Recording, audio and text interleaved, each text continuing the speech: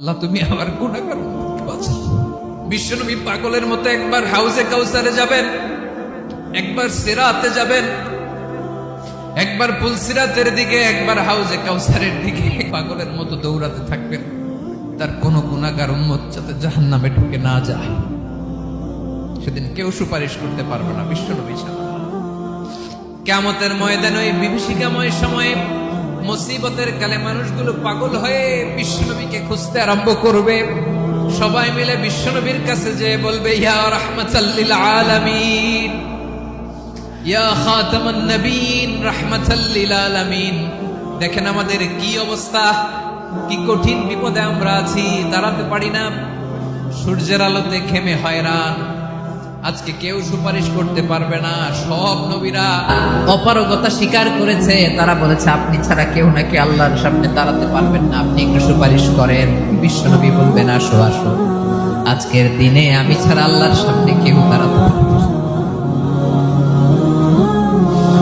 বিশ্বনবী মাকামে মাহমুদে যে আল্লাহু আকবার বলে সিজদায় লুটিয়ে পড়বেন, আল্লাহ রাব্বুল আলামিন বিশ্বনবীকে এমন কিছু চমৎকার শব্দ শিখাবেন, ওই শব্দগুলো দিয়ে আল্লাহর প্রশংসা করে বিশ্বনবী কাঁদতে আরম্ভ করবেন। বিশ্বনবী এমন ভাবে অজর দ্বারায় সিজদায় লুটিয়ে পড়ে কাঁদবেন, রব্বুল আলামিনের রহমতের দরিয়ায় জোশ লেগে যাবে। রব্বুল আলামিন এই দৃশ্য দেখে সহ্য করতে পারবেন না। রব্বুল আলামিন বলবেন, ইয়া মুহাম্মদ ইরফা রাসাক, ও নবী আপনি মাথা তোলেন, মাথা তোলেন, আপনার কান্না আমি সহ্য করতে পারি না। নবী আপনি মাথা তোলেন, সাল তুতা, আজকে আপনি যা চাবেন তাই দেব। নবী আপনি সিজদা থেকে মাথা তোলেন, সাল তুতা, যা চাবেন তাই দেব। ওয়াশফা তুশাফা, যার জন্য সুপারিশ করবেন তার সুপারিশ কবুল করে নিব। বিশ্বনবী এবার মাথা তুলবেন। যে বিভীষিকাময় সময়ে প্রত্যেক নবী বলেছেন আমি পারবো না, প্রত্যেক নবী বলেছেন নফসি নফসি, আমার কি হবে আমি জানি না, আল্লাহ আমারে বাঁচাও। প্রতিটি নবী বলবে নফসি নফসি, আল্লাহ তুমি আমারে বাঁচাও, আমারে বাঁচাও। বিশ্বনবী মাথা তুলবেন, তুলে বলবেন রব্বি হাবলি উম্মতি, আল্লাহ তুমি আমার গুনাহগার উম্মতকে বাঁচাও। এই দুনিয়ার বুকে রব্বুল আলামিন সব নবীকে একটা করে দাওয়া মুস্তাজাবা দিয়েছেন, মানে যে দোয়া করলে কবুল হয়ে যায় সাথে সাথেই। দাও বিহা, দুনিয়ার সব নবীরা ওই দোয়াটা দুনিয়ায় করে ফেলেছে। সব নবীকে আল্লাহ একটা করে দোয়া দিয়েছে, নবী দোয়া করলেই কবুল। সব নবীরা ওই দোয়া করে ফেলেছে দুনিয়াতে। বিশ্বনবী বলেন আমি করি নাই।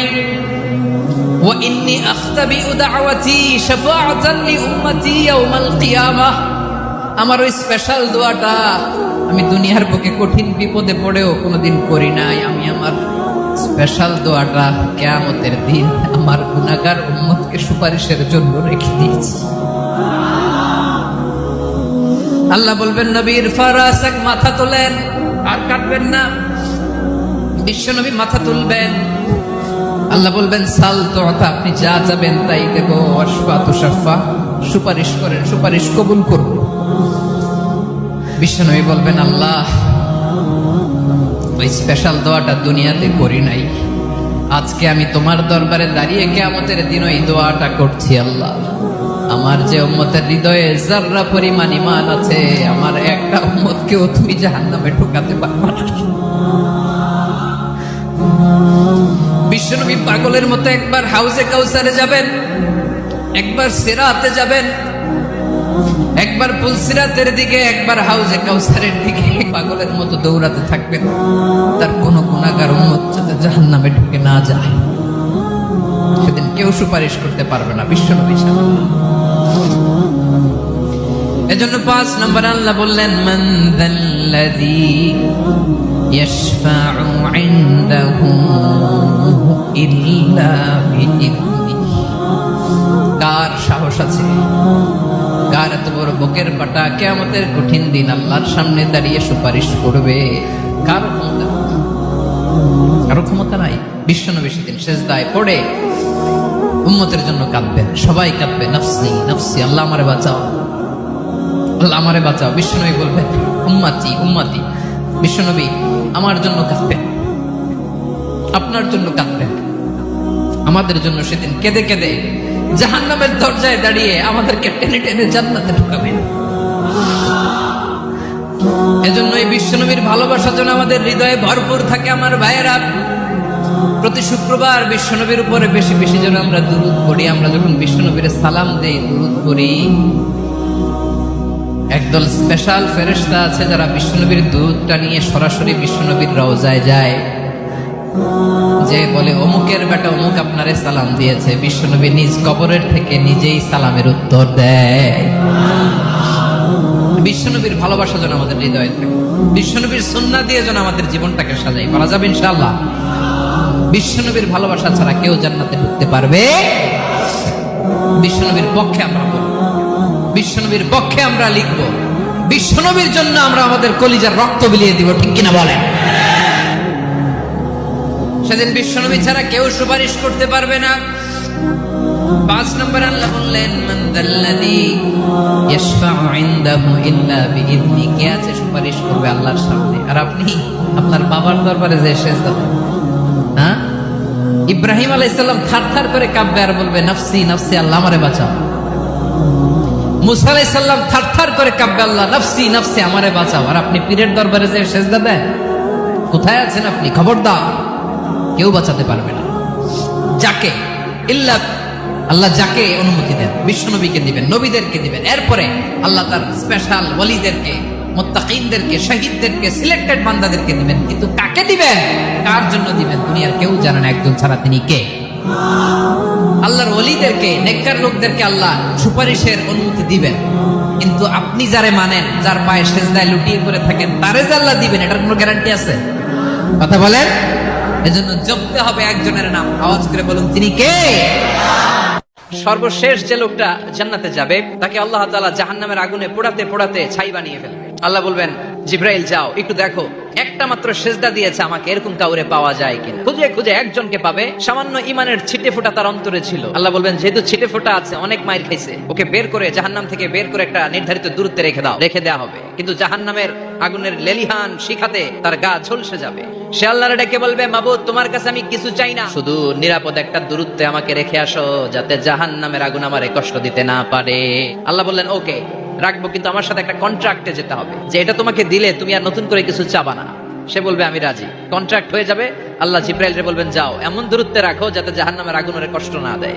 রেখে আসা হবে। অনেকদিন সে ওখানে আনন্দে থাকবে। অনেকদিন থাকার পরে মনে মনে ভাববে, বাইসা তো গেছি, কিন্তু নতুন করে একটু ট্রাই করে দেখি। সে আল্লাহরে ডেকে বলবে, আল্লাহ আল্লাহ আগেই বলে রাখি, আমি কিন্তু জান্নাতে যেতে চাই না। আল্লাহ বলবেন, কি চাও? সে বলবে, আল্লাহ তোমার জান্নাতটা তুমি কত সুন্দর করে বানিয়েছো, আমি একটা নজর শুধু দেখতে চাই। জান্নাতের দরজার সামনে নিয়ে যদি আমারে বসিয়ে রাখো, দ্যাটস ইনাফ। শুধু জান্নাতের দরজার সামনে। আল্লাহ বললেন, তুই না ওয়াদা করেছিস, তুই না চুক্তি করেছিস। সে বলবে, আল্লাহ আমারে হতভাগা বানাইয়া তোমার কি লাভ? আমারে তুমি হতভাগা বানিও না। আল্লাহ বলে, ঠিক আছে, আবার সিগনেচার কর, যে জান্নাতের দরজার সামনে বসিয়ে দিলে আর কিছু চাবি না। সে সিগনেচার করে বলে, আমি চাবো না। আল্লাহ বললেন, জিব্রাইল বেচারারে ধরে জান্নাতের গেটের সামনে বসায় দে। এবার জান্নাতের গেটের সামনে বসে বসে জান্নাতের সৌন্দর্য দেখা শুরু করবে। সুবহানাল্লাহ। এমন সৌন্দর্য যেটা চোখ দিয়ে কেউ দেখে নাই, কান দিয়ে শোনে নাই। ওই সৌন্দর্য চোখে দেখে, কান দিয়ে আওয়াজ শুনে, মাগার ভোগ করতে পারে না।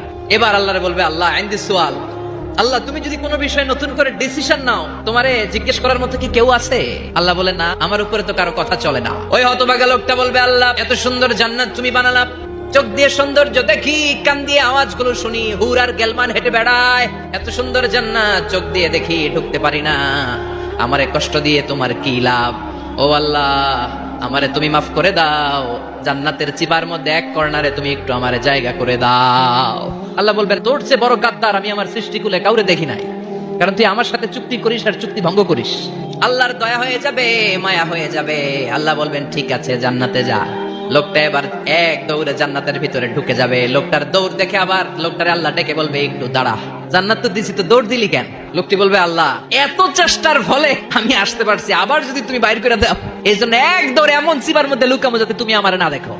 আবার আল্লাহর রহমতের দরিয়ায় জোশ খেলে যাবে। আল্লাহ কাছে ডাকবে, কাছে আয়, ও গোলাম, তুই আজকে চাইতে চাইতে তোর সব চাও আমার কাছে বলবি, আর আমি দিতে দিতে তোর জীবন ধন্য করে দেবো। আল্লাহ দিতে দিতে সব দিবে। এরপরে বলবে, আল্লাহ মাফ চাই, দোয়াও চাই, আর চাওয়ার কিছু নাই। আল্লাহ বলবেন, তাই ঠিক আছে, তোরে আমি জান্নাতে ঢুকাই দিলাম, তবে মনে রাখিস তোর জান্নাতটা হবে সবচেয়ে ছোট জান্নাত, আর তোর জান্নাতটা হবে এই পৃথিবীর 10 গুণ। চিল্লা এখন সুবহানাল্লাহ। বিশ্বনবী ছাড়া কিয়ামতের ময়দানে কেউ আমাদের জন্য সুপারিশ করতে পারবে? পাগল হয়ে যাব আমরা। সূর্যটা মাথার কাছে, ক্ষুধায় তৃষ্ণায় জিহ্বাটা কুকুরের মতো বের হয়ে ঝুলতে থাকবে, মাথার মগজগুলো গলে গলে নাকের ছিদ্র দিয়ে কানের ছিদ্র দিয়ে বেয়ে বেয়ে পড়তে থাকবে। বাবা ছেলের দেখলে দিবে দৌড়, বলবে চিনি না, ইয়া নাফসি আল্লাহ আমারে বাঁচাও, ঠিক কিনা? সব নবী আর সব উম্মতের একটাই জিকির, ইয়া নাফসি। সবাই সাইয়েদনা আদম রে ধরবে, সাইয়েদনা আদম বলবে আমি পারবো না। নূহের কাছে যাও, সাইয়েদনা নূহ বলবে পারবো না। ইব্রাহিমের কাছে যাও, সাইয়েদনা ইব্রাহিম বলবে পারবো না। মুসা আলাইহিস সালামের কাছে যাও, মুসা আলাইহিস সালাম বলবেন পারবো না। ঈসা আলাইহিস সালামের কাছে যাও, সাইয়েদনা ঈসা আলাইহিস সালাম বলে এত জায়গায় ঘুরে লাভ নাই, জায়গা মতো যাও মিয়া, জায়গা মতো যাও। মাকামে মাহমুদে বিশ্বনবীকে সেজদায় পড়ে থাকতে দেখবা। ওই নবী ছাড়া আজকের এই ভয়ঙ্কর আমাদের সবার বিপদের দিন। এই বিপদের দিনে আল্লাহর সামনে দাঁড়িয়ে কথা বলার মতো সাহস আজকে কারো নাই। বিশ্বনবী কাঁদতে থাকবেন, সেজদায় পড়ে কাঁদবেন। সবার জিকির ইয়া নাফসি ইয়া নাফসি, বিশ্বনবীর জিকির ইয়া উম্মতি। কাঁদতে কাঁদতে নবী আমার বেহুশ, সবাই বিশ্বনবীর চারদিকে দাঁড়িয়ে থাকবে গোল হয়ে। আমার নবী মাকামে মাহমুদে সেজদায় পড়ে থাকবে। বিশ্বনবীর কান্না দেখে আল্লাহর সহ্য হবে না। আল্লাহ বলবে না নবী ইরফা রাসাক, মাথা উঠান, আর সইতে পারি না। সাল তুতাই বাচ্চান, কি লাগবে আপনার সব দেব। ওয়াশফা তুশাফা, যার জন্য সুপারিশ করবেন তাকেই জান্নাত দিয়ে দেব। বিশ্বনবী বলেন লিকুল্লি নাবিয়িন দাওয়া মুস্তাজাবা, সব নবীর দুনিয়াতে একটা স্পেশাল দোয়া ছিল, এটাকে বলে দাওয়া মুস্তাজাবা। এই দোয়াটা করলেই কবুল করে নিয়েছে কে? সব নবীর ওই দোয়াটা দুনিয়াতেই করেছেন, শুধুমাত্র কেবলমাত্র বিশ্বনবী তার স্পেশাল দোয়াটা আজ পর্যন্ত এখন পর্যন্ত করে নাই। বিশ্বনবী বলেন আমি আমার দোয়াটা কিয়ামতের দিন কঠিন মুসিবতের কালে তোমরা যখন বিপদে পড়ে যাবা, আমার স্পেশাল দোয়াটা ওই দিন করে আমি তোমাদের সুপারিশ করে জান্নাতে পাঠায়া দেব। আবার উনি সাহিবুল কাউসার, উনি কাউসারের মালিক। তৃষ্ণার চোটে আমরা পাগল পারা হয়ে বিশ্বনবীর কাউসারের দরবারে যাব। বিশ্বনবী পেয়ালার মধ্যে করে করে আমাদেরকে কাউসার পিলাবেন। কি মজার পানি, মধুর চাইতেও মিষ্টি, বরফের চাইতেও ঠান্ডা, আবিয়াদু মিনাল লাবান, দুধের চাইতেও সাদা। এক ঢোক যে পান করবে আজীবনের জন্য তৃষ্ণা